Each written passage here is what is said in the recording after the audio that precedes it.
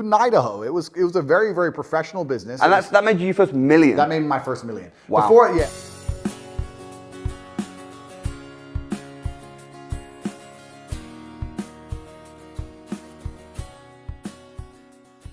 So I may as well give you a bit of the background. So I was a professional kickboxer. I was kickboxing world champion, and fighting is great. And obviously I was in love with fighting for a very long time, but kickboxing's not boxing. You don't make huge sums of money. By the time you pay your manager and you fight twice a year and you got to pay your rent for the year and your training and you got to eat right and your car, et cetera, you're not a rich individual. So even when I was making money with fighting, I had money, but I certainly wasn't rich. And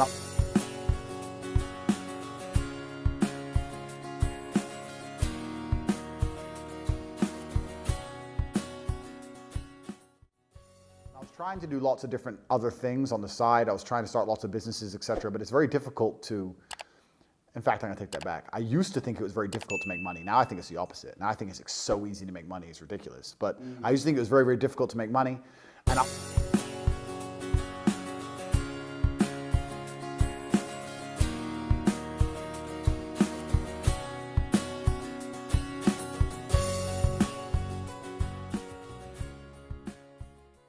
trying to find a way that I could make money from nothing, from thin air. Because this is what most people's problem is. They're trying to start and they're saying, well, I have nothing to start with. I don't have any money.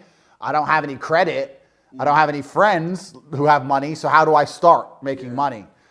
And that's kind of how the webcam business all came about. I knew some very beautiful girls and I just stumbled across this website where girls were talking to guys, and I said to the girls, look, why don't we sit down and let's put a business together. I'll handle the tech and the tax and all that boring stuff, and you just sit there and chat away. And that's the very, very simple version. There's a much longer version of the story online somewhere else already. If someone wants to find it, it's a very, very simple version of how I put together a webcam studio, and that's how I first started to make serious money. So that's how you started to make money. You don't do that business anymore? No, I stopped that like 5 or 6 years ago.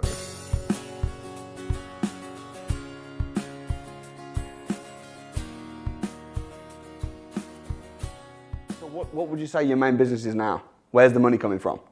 Because we can see there's a lot of it from the lifestyle, but where's the money coming from? That's a good question.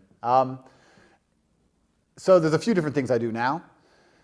One, I have some casinos in Romania. I own some casinos, which is one of the things I do. But Corona put a little bit of a nail in that. And I don't know how much I'm allowed to say on YouTube, but every chance I get, I love to state the fact that that was the biggest scam in the history of man. And I don't know if we're going to allow this to stay online, but the overreaction from the governments is way past criminal. The things they did to people and the things people had to suffer under the guise of protection and health and safety is literally criminal. There's people who should be in jail right now. And the reason I'm mentioning that is because we're going to talk about this later when we get into property. Yeah. So there's all that Corona thing happened with the casinos. And then I have a very large online presence. I have a very big digital presence. I own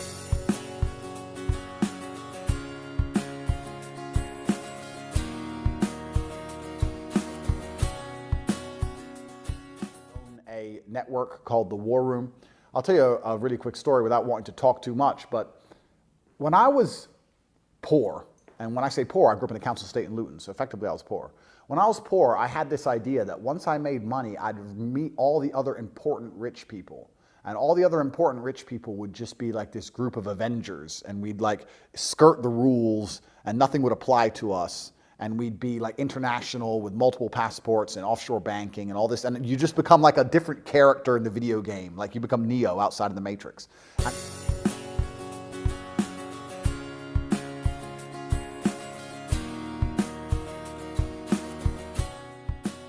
I started to make a bunch of money, and I realized that that's not the case.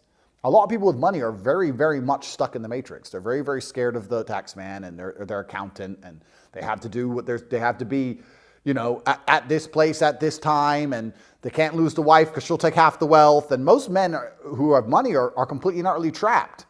So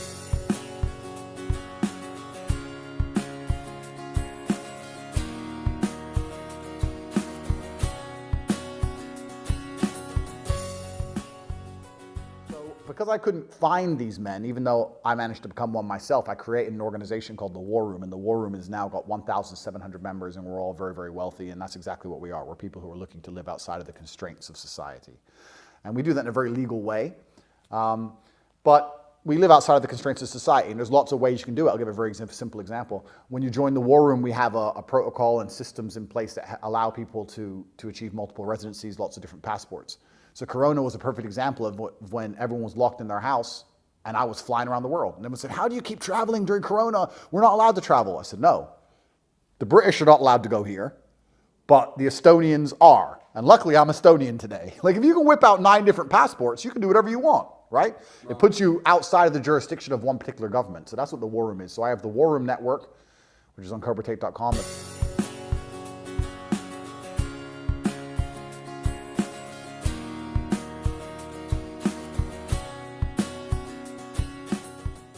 And the other thing I do is Hustlers University, which teaches people how to make money online. So we have 18 different professors with 18 different subjects which teach specifically modern wealth creation methods. Your wealth creation methods work. They're time tested. They certainly work. I can't sit here and honestly say that property won't make someone rich because it will.